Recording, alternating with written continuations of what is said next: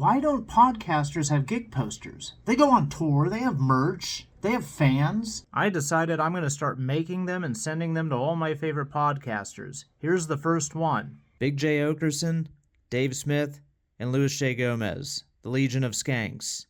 They have a big comedy festival called Skankfest. It's in New Orleans this year.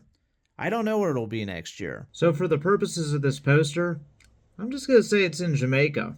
I drew this Rasta hat that I'm going to put on all of them while doing this hand sign they call skank hands. When you draw everything in permanent marker, you make some mistakes. But I scan everything into Photoshop, which lets me move things around, make multiple copies of the hats and the hands, and type in the lettering. And most importantly, fix the parts I messed up, or didn't have enough space for in my notebook, or just didn't think about ahead of time.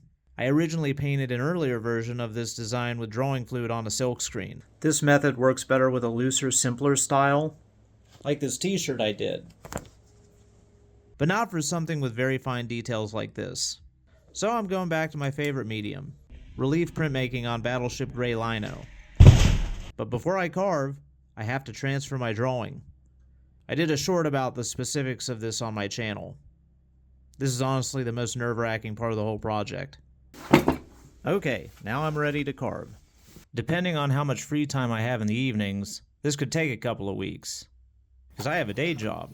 Once I get to 1,000 subscribers, I'll start doing carving live streams. But since I'm currently at 207, here's the sped up version. But after weeks of work, I realized that the details in my drawing were just way too small for me to carve at this scale.